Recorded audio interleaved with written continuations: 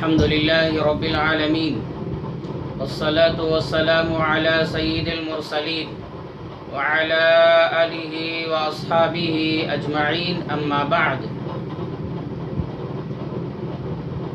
آج آپ کے سامنے صدقہ فطر کے متعلق چند باتیں عرض کروں گا، پوری توجہ کے ساتھ سماعت فرمائیں اور مکمل سننے کی فکر کریں۔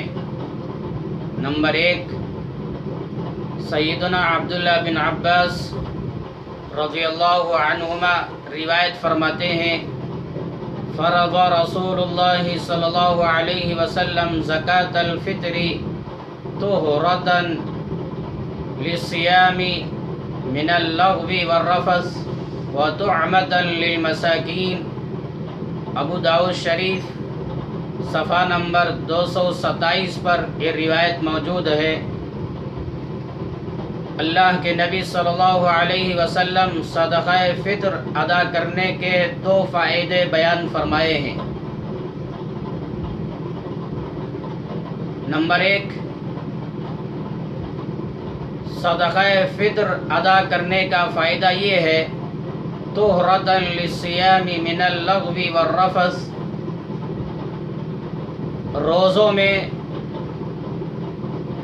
جو کمی نقص پیدا ہوا، بیہودہ بیکار اور نامناسب باتیں یا حرکتیں کی گئی، صدقہ فطر ادا کرنے سے روزوں کی صفائی ہو جاتی ہے، روزے پاک صاف ہو جاتے ہیں۔ بعض نسخوں میں یہ جملہ ہے، طہرۃ للصائم، صدقہ فطر ادا کرنے سے روزے دار، روزہ رکھنے والا اپنے گناہوں سے پاک صاف ہو جاتا ہے۔ تو صدقہ فطر روزہ رکھنے والے کو پاک صاف کر دیتا ہے، اس کی صفائی کر دیتا ہے۔ دوسرا فائدہ، اللہ کے نبی صلی اللہ علیہ وسلم نے یہ بیان فرمایا، وَطُعْمَةً لِلْمَسَاكِينَ، صدقہ فطر مسکینوں کا، ضرورت مندوں کا، غریبوں کا کھانا ہے۔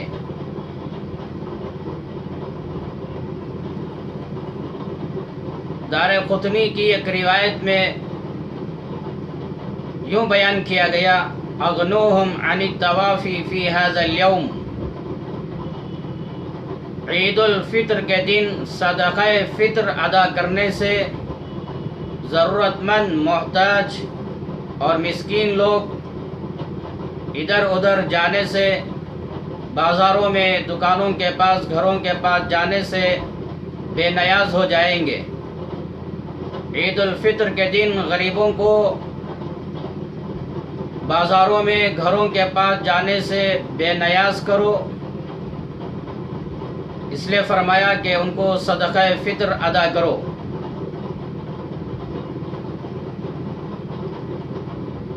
تو صدقہ فطر ادا کرنے سے 2 فائدے معلوم ہوئے۔ نمبر 2، صدقہ فطر کے بہت سارے نام پائے جاتے ہیں، جس کو زکوٰۃ الفطر بھی کہتے ہیں، زکوٰۃ رمضان بھی کہتے ہیں، زکوٰۃ الصوم بھی کہتے ہیں، صدقۃ الصوم بھی کہتے ہیں، زکوٰۃ الابدان بھی کہتے ہیں، صدقۃ الرأس والبدن بھی کہتے ہیں۔ ہمارے یہاں فطرہ کے نام سے جانا جاتا ہے۔ نمبر 3، صدقہ فطر کب واجب ہوا؟ اللہ کے نبی صلی اللہ علیہ وسلم مکہ مکرمہ چھوڑ کر مدینہ منورہ حاضر ہوئے تو ہجرت کے دوسرے سال میں رمضان المبارک آیا، اور رمضان المبارک کے آخر میں عید الفطر کے 2 دن پہلے اللہ کے نبی صلی اللہ علیہ وسلم نے صحابہ اکرام کے سامنے خطبہ بیان فرمایا۔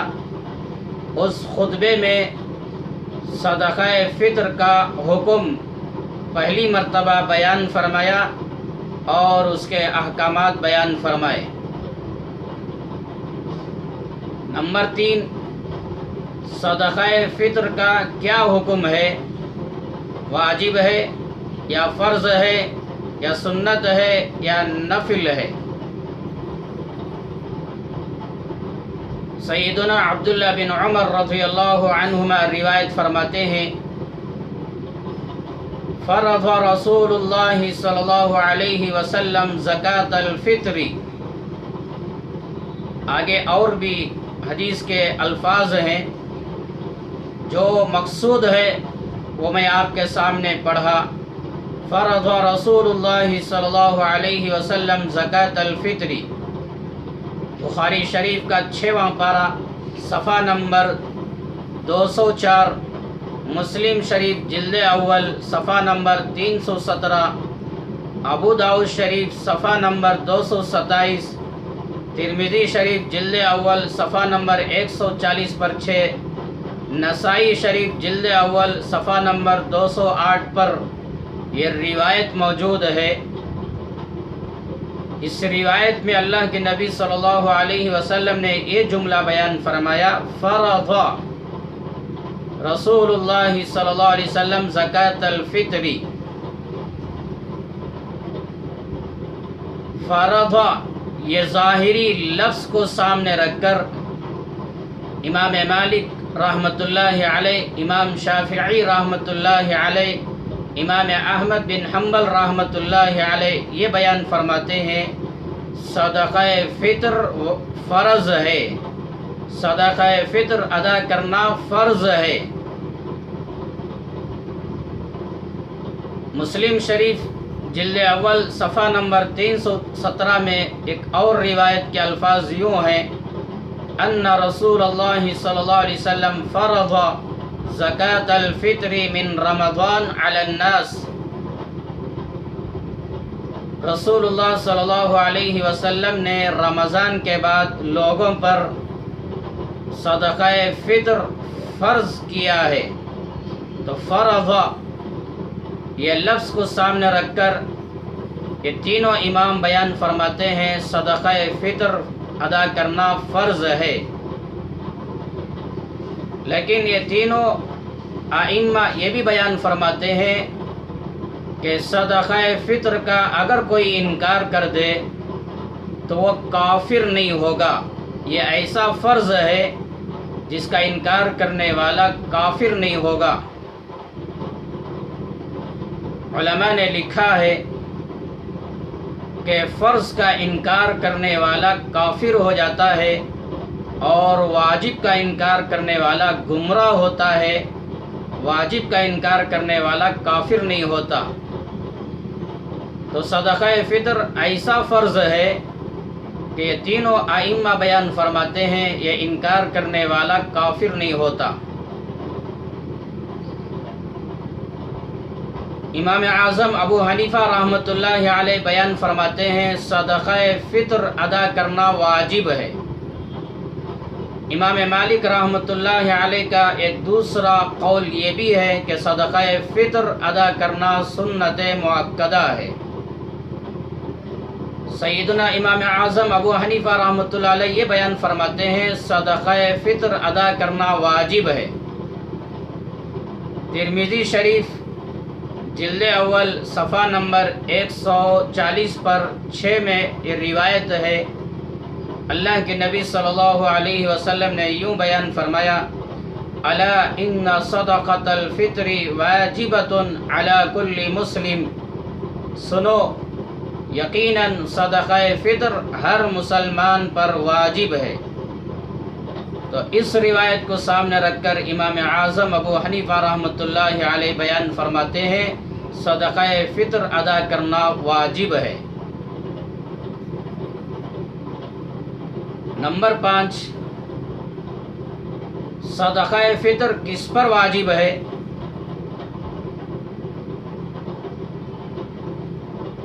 تو امام اعظم ابو حنیفہ رحمۃ اللہ علیہ کے نزدیک جس کے پاس 80% گرام سونا یا 612 گرام چاندی یا اس کی قیمت کے بقدر مال تجارت یا اس کی قیمت کے بقدر کیش پیسہ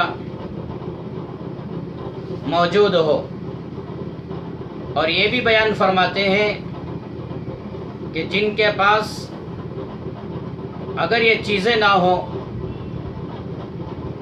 جو ضروری چیزیں ہونا چاہیے جیسے گھر اور ضرورت کے بقدر کپڑے، ضرورت کے بقدر برتن وغیرہ، تو ضرورت اصلیہ سے زائد اگر اس کے گھر میں برتن ہیں، کپڑے ہیں اور فرنیچر ہے وغیرہ، اگر یہ چیزوں کو بھی سامنے رکھیں گے تو اس کا نصاب، اس کے قیمت نصاب تک پہنچ جاتی ہے، تب بھی بیان فرماتے ہیں کہ یہ صدقہ فطر ادا کرنا اس پر واجب ہے۔ تو زکوٰۃ ادا کرنے کے لیے یہ چیزوں کو شامل نہیں کیا جاتا، شمار نہیں کیا جاتا، مگر صدقہ فطر میں اس کو بھی شمار کیا جاتا ہے کہ سونا، چاندی، مال تجارت، کیش پیسہ، اس کے علاوہ بھی اگر گھر کے اندر ضرورت سے زائد چیزیں ہیں اور وہ چیزوں کی قیمت نصاب تک پہنچ جاتی ہے، تب بھی اس پر صدقہ فطر واجب ہو جاتا ہے۔ امام شافعی رحمۃ اللہ علیہ، امام مالک اور امام احمد بن حنبل رحمۃ اللہ علیہما یہ بیان فرماتے ہیں صدقہ فطر ادا کرنے میں کوئی نصاب مخصوص نہیں ہے، کسی نصاب کی شرط کے قائل نہیں ہے، بلکہ یہ تینوں ائمہ یوں بیان فرماتے ہیں کہ ہر مسلمان پر واجب ہے صدقہ فطر ادا کرنا، چاہے وہ مالدار ہو یا مفلس ہو یا غریب ہو۔ یہاں تک بیان فرماتے ہیں کہ ہر وہ غریب، ہر وہ ضرورت مند جس کے پاس ایک دن کا، ایک رات کا اپنے لیے، اپنے گھر والوں کے لیے کھانا موجود ہے، غلہ موجود ہے، اور ایک دن، ایک رات کا غلہ موجود ہونے کے ساتھ ساتھ اس سے زیادہ اگر غلہ پایا جائے اور کھانا پایا جائے تو بیان فرماتے ہیں کہ ایک دن، ایک رات کا غلہ سے زیادہ اگر اس کے پاس غلہ موجود ہے اور اناج موجود ہے تو اس پر بھی صدقہ فطر ادا کرنا واجب ہے۔ تو سمجھنا چاہیے کہ صدقہ فطر کی اہمیت کیا ہے۔ تو اچھی طرح سمجھیے، یہ تینوں ائمہ یوں بیان فرماتے ہیں کہ اگر کسی غریب کے پاس ایک دن، ایک رات کا راشن سے بھی زیادہ اگر موجود ہے تو اس پر بھی صدقہ فطر ادا کرنا ضروری ہے۔ تو بہرحال امام اعظم ابو حنیفہ رحمۃ اللہ علیہ حنفیہ کے نزدیک تو یہ ہے کہ جس کے پاس سونا ہو یا چاندی ہو یا مال تجارت ہو یا کیش پیسہ ہو یا یہ کہ اپنی ضرورت سے زیادہ چیزیں موجود ہوں، تو ان لوگوں پر صدقہ فطر ادا کرنا واجب ہو جاتا ہے۔ تو خلاصہ یہ ہے کہ جن لوگوں کے اوپر زکوٰۃ دینا واجب ہے انہی لوگوں پر صدقہ فطر ادا کرنا بھی واجب ہے، لیکن صدقہ فطر میں ایک چیز یہ ہے کہ سونا، چاندی، مال تجارت اور کیش پیسے کے ساتھ ساتھ یہ بھی دیکھا جائے گا کہ اس کے پاس ضرورت سے زیادہ جو چیزیں ہیں اگر ان چیزوں کی قیمت نصاب تک پہنچ جاتی ہے تو تب بھی ان لوگوں پر صدقہ فطر واجب ہو جاتا ہے۔ تو میں نے چند باتیں آپ کے سامنے عرض کیا، پوری آپ مکمل سمجھنے کی کوشش کریں اور دوسروں کو سنائیں، آگے شیئر فرمائیں۔